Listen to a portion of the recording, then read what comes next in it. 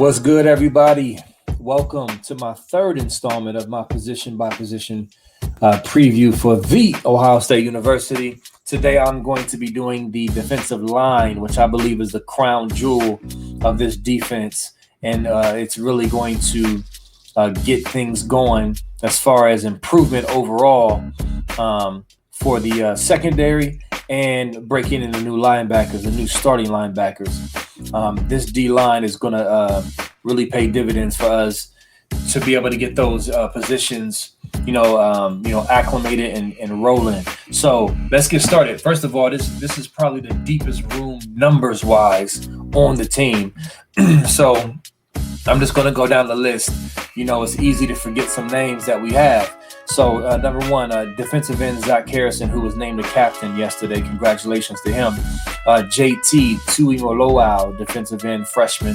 Tyreek Smith, senior defensive end.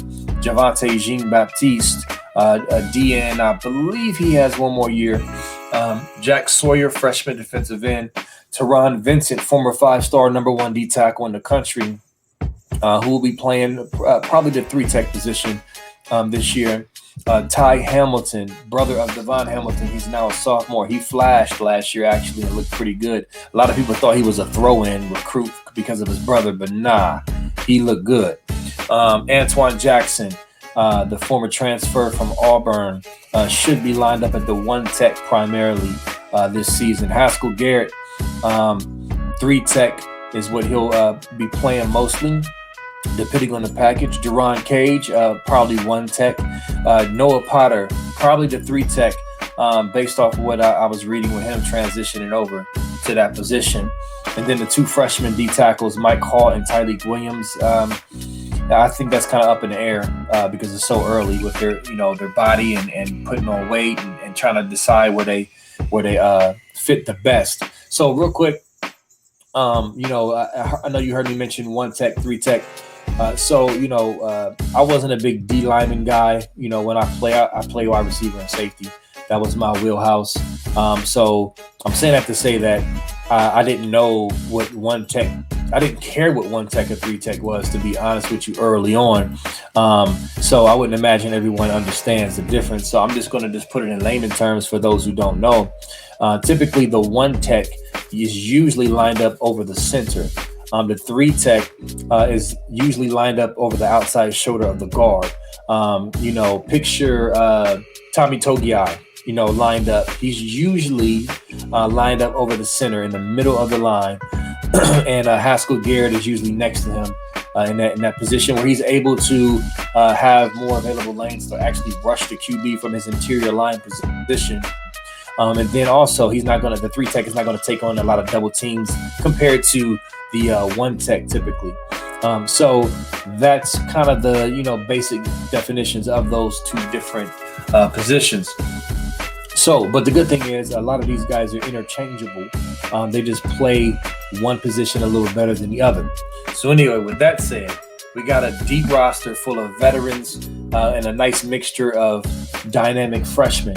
So I'm really, really excited to see these boys unveil the new tools in their toolkit, as Larry Johnson would say. The two guys, I feel like this is the money year for them, is Zach Harrison. Zach Harrison, this is his third year, former five-star kid, freak athlete, great size. He's already projected a first rounder and hasn't even been that productive, to get that type of, praise. But it's a projection based off of what, he is probably are looking to do this year. And also just his measurables. I mean, he has the first round measurables in physicality, his speed, athletic, everything. He just has the total package. Now, I believe he's going to take another step this year and take it to the next level. He wasn't bad last year. I know some people were kind of, shaky on him, but, publications like Pro Football Focus have highlighted him and basically said he rated very high, in pressures and against the run and just, at his position. So I expect him to take another step this year and be that guy we need. I'm not saying he's going to be Chase Young, but I think he's definitely going to be formidable more so than he was last year as far as coming off the edge and getting those sacks. Tyreek Smith is another guy where the potential is through the roof, but the production hasn't been quite where we see that potential heading. And the big thing with him is just staying healthy. He keeps getting dinged up. He keeps getting injured. Now, last year, it was unfortunate. He was held out against Alabama after coming off probably his best game against Clemson because of COVID protocols. So you got that. You know what I mean? So those two are going to be the leaders on that DN rotation. And I'm very excited to see what they can do taking the next step this year. And they can also really take Jack Sawyer and JT Tuimoloau under their wings and get them rolling. So very, very excited about them. Now, the D tackle position is something that I was concerned about going into this season, losing Togiai. I was very disappointed that we lost Togiai. I'm happy for him, and he's with my Cleveland Browns, so I'm very happy for him. However, I was hoping he would come back for another year to shore up that D tackle position. But we do got some guys there. I mean, I was watching an interview with Teron Vincent. I believe it was my first time actually hearing him speak, and I was very impressed with his energy, his attitude. He's had some injury issues as well, but as I mentioned earlier, he was the number one D tackle in the country. He's also the son of NFL player Troy Vincent. Just a little, fun fact with that. But he was very confident in his interview, basically saying he's going to go out there and make plays. He's finally healthy to show what he can do, and things like that. He seems very motivated. So, and he started to come on a little late last year in the season. So I'm looking forward to seeing him step up and show that 5-star talent that we all been waiting for him to consistently do. Also, what really got me fired up is Javonte Jean-Baptiste's quote. When he was asked about the potential of this defensive line, he said, "Oh my God, I'm not going to lie. It kind of scares me, the things we could do." So, and the look in his face, he just seemed like legit, genuine, like, yo, this D-line is crazy.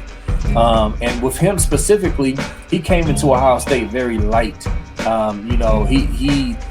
When we seen him come in, we like, oh yeah, he need to get with Mick and just eat a sandwich every 2 minutes. He was very, small for a DN, but long, wiry. He had, the frame. He just had to fill it up, and it looks like he's done that. He's picked up some good weight. He's had a good camp from all reports. So we really need him to step up and really do some damage, and at minimum add some good quality depth, especially with Tyler Friday being injured and probably being out for the season, unfortunately. And Tyler Friday was a solid, bookend for us as far as just, setting the edge and just stuffing the run. I mean, he's a good, solid guy on that D-line, so losing him was tough. And also he had leadership and experience. So we really need JJB to step up in that regard.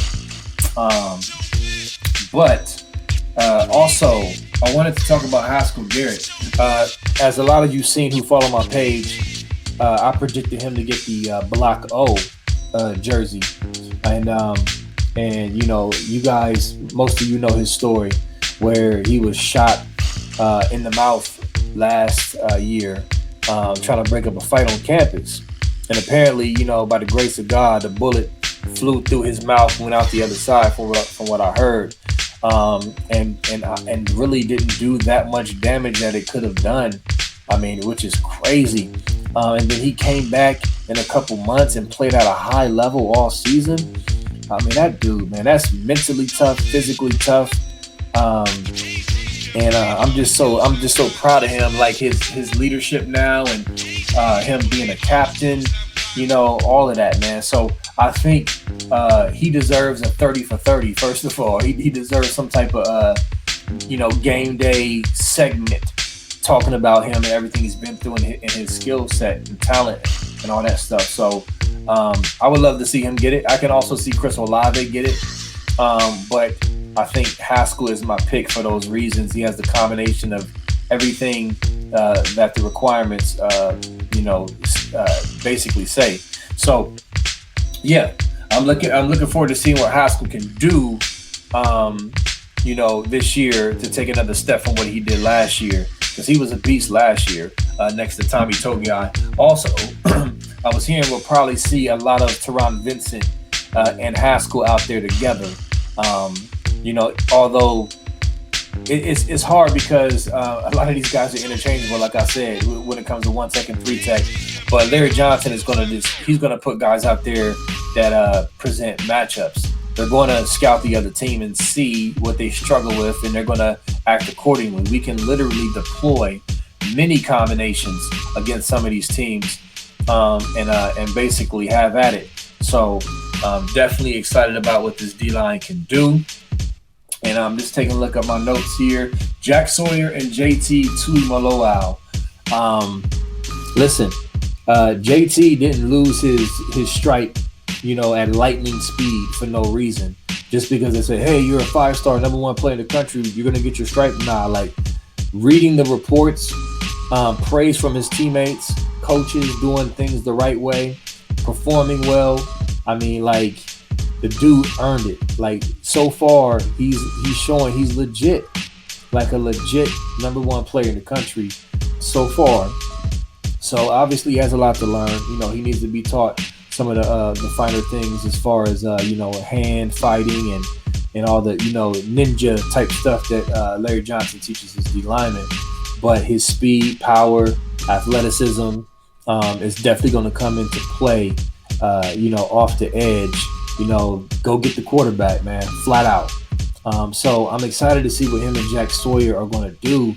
And Jack Sawyer is just a werewolf. We saw him in the spring game. I know this is just a spring game, but we saw what he can do.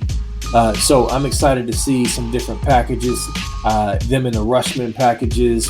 And the other thing, and I mentioned this in other videos, man, but we take it for granted, I think. Last year, they didn't have a preseason. They didn't have any tune-up games or any MAC teams to play. This year, they do.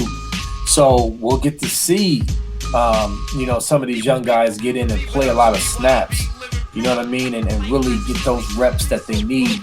Those are going to be valuable. And we really need that dynamic talent to step up and provide depth, in the playoffs and the Big Ten title game and all that other stuff, which I do believe we're going to return to the playoffs, but that's for another video. But anyway, so this D-line is going to set the pace for the rest of this defense.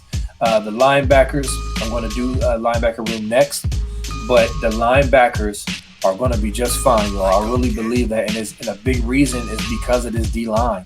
The D-line will keep them clean. The D-line will get better pressure this year. It'll stop the run. I really, truly believe that, and have a lot of reason to do so. So anyway, as always, feel free to fire questions at me, comments, any responses you would like. And again, I will be doing the linebacker position next. And I'm excited about that, the potential of the room, and hearing about Cody Simon and Taraja Mitchell finally getting their opportunity to step up. I'm also going to include the bullet positions, the hybrid linebacker positions, Ronnie Hickman and Craig Young. I'm going to include them in the linebacker room, although they can be argued that they're partially safeties. But I'm going to put them in the linebacker breakdown. So I will holler at y'all. As always, appreciate you watching, and go Bucks. Peace.